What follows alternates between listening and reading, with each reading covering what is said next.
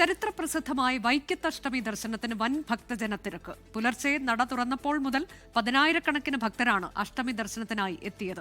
12 ദിവസം നീളുന്ന ഉത്സവാഘോഷങ്ങൾക്ക് നാളെ ആറാട്ടോടെ സമാപനമാകും.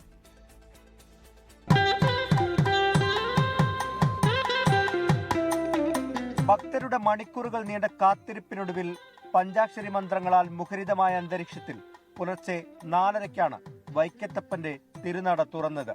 വൃശ്ചിക മാസത്തിലെ കൃഷ്ണപക്ഷത്തിലെ അഷ്ടമി ദിനത്തിൽ മഹാദേവന്റെ മോഹനരൂപം ദർശിച്ച് സായുജ്യമടഞ്ഞ് 10,000-ങ്ങൾ.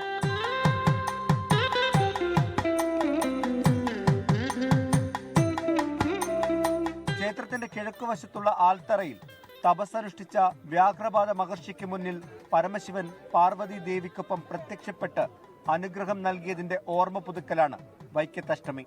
തന്ത്രി കിഴക്കിനടുത്ത് മേക്കാട് മഹാദേവൻ നമ്പൂതിരിയുടെ കാർമുകത്വത്തിലാണ് ചടങ്ങുകൾ നടന്നത്. വൈക്കത്തപ്പന്റെ ഇഷ്ട വഴിപാടായ പ്രാതലിനും 10,000-ങ്ങൾ എത്തും. 121 പറ അരിയുടെ പ്രാതലാണ് ഊട്ടുപുരയിൽ ഒരുങ്ങിയിരിക്കുന്നത്. അഷ്ടമി ദിനത്തിൽ രാത്രി 11-നാണ് മഹാദേവന്റെ മകനായ ഉദയനാപുരത്തപ്പന്റെ വരവ്. ക്ഷേത്രത്തിലേക്ക് സ്വീകരിച്ചാനയിക്കുന്ന ഉദയനാപുരത്തപ്പനെ സ്വന്തം സ്ഥാനം നൽകി വൈക്കത്തപ്പൻ ആദരിക്കും.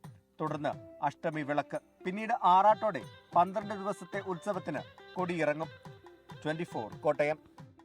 ലോകത്തെവിടെയായാലും ഏത് സമയത്തും 24 വാർത്തകളും ഓഗ്മെന്റഡ് റിയാലിറ്റി പാക്കേജുകളും എക്സ്പ്ലെയിനറുകളും വിശദമായി കാണാൻ ഞങ്ങളുടെ യൂട്യൂബ് ചാനൽ നിങ്ങൾക്ക് സബ്സ്ക്രൈബ് ചെയ്യാം.